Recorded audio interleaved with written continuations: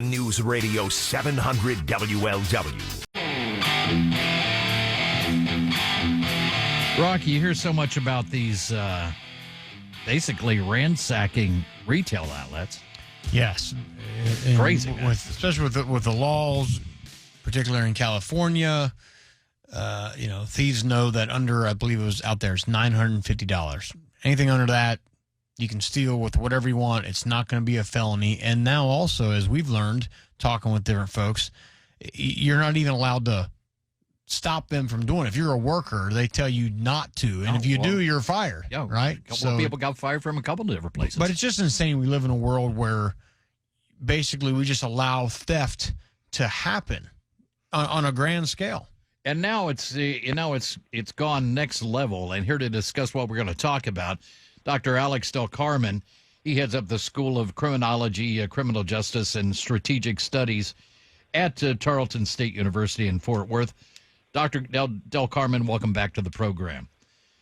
Thank you for having me. So, as you heard, we're talking about this, it's an epidemic of shoplifting, but now it's next level with TikTokers doing instructional videos. What? Yeah, it's absolutely insane, right? And so what they do is they actually come on TikTok and they use the word borrow. So they say, I am a borrower and I am here borrowing this item. Let me show you how it's done. And so the audience, the folks that go into TikTok, they're basically learning the trade of stealing while they're still covering it up as borrowing for some insane reason, because they don't realize that whatever you call it, if you're committing a criminal act, it's still going to be a criminal act. So is this like a free speech thing? They're not allowed to take these videos down? How does that work? Well, there's always that, First Amendment issue that comes up. And as you know, it's one of our most protected amendments in the Constitution. So many people say, look, at what point does it become ridiculous? I think they have taken some of them down. The problem is that, as you know, TikTok is an international component, which obviously people from all over the world can actually post it. And there's so many of them that I don't know that they would have the technology or the ability to be able to remove them. And why can't they be held liable, these social media companies, be it TikTok or Twitter or whatever, pick one. Why can't they be held liable for stuff like this? Well, the reality is they make a lot of money, as you know, and they have really good lawyers. And so I'm sure they get sued every other day, but they have all these folks that are going to come in and basically fight under the premises that this is a First Amendment issue. Right, so it is First Amendment. And the people that would actually sue them are people that have limited resources. And so who's going to go against a company that has billions of dollars on their side and really great lawyers that can get them out of mostly anything?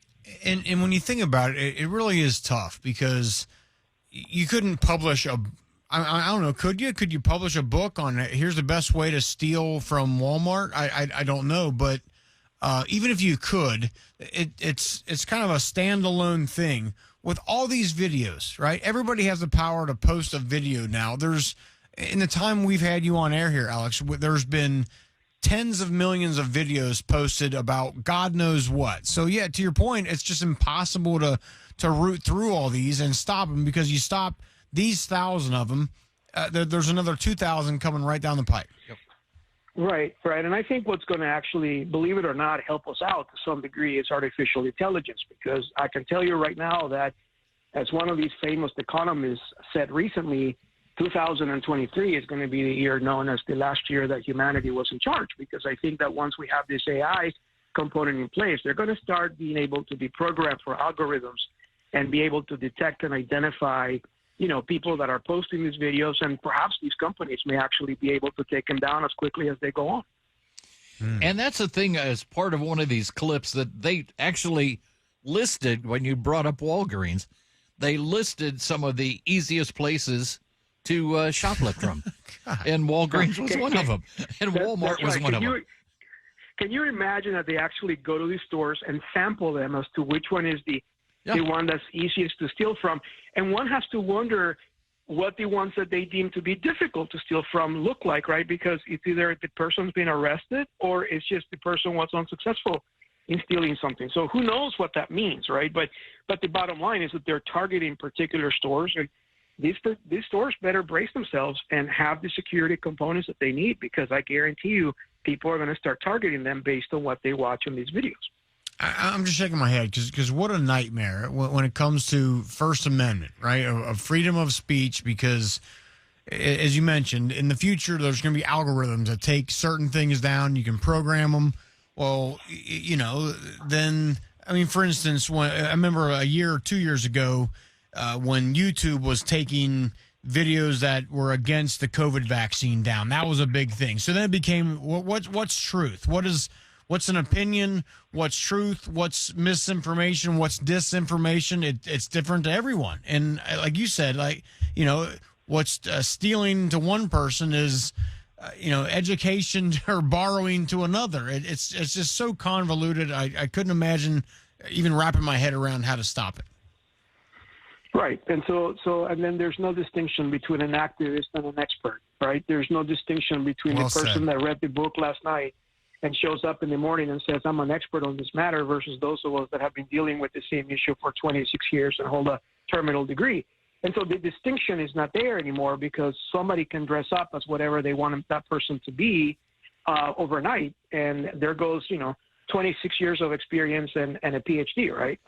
And so it's just really, really concerning, because people are listening to those that present themselves well and that have the ability to lie on a video, versus individuals that can stand up and basically show the data and the science. And there's little distinction.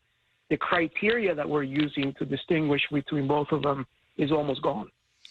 But what happens when we're talking to Dr. Alex Del Carmen?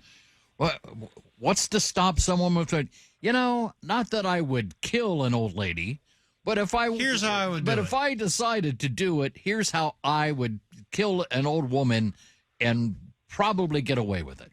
I mean, what's to stop people from doing stuff like that? It's insane.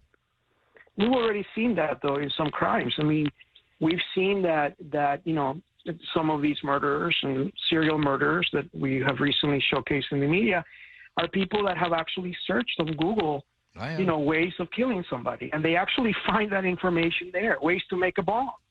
All that information is there. And sadly, some of it is, or most of it is, in international sites where we have zero legal jurisdiction and the ability to be able to shut them down. So hence the problem, right? All right. This is why, Alex, I will be on my bunker in upland Alaska, living off grid. We joke about it on the show, but I'm actually not even joking about it anymore. I won't have to deal with this issue. You and me both. We may be neighbors. All right, man. Sounds great. With that, Dr. Del Carmen, thank you so much. Always a pleasure. Thanks for having me.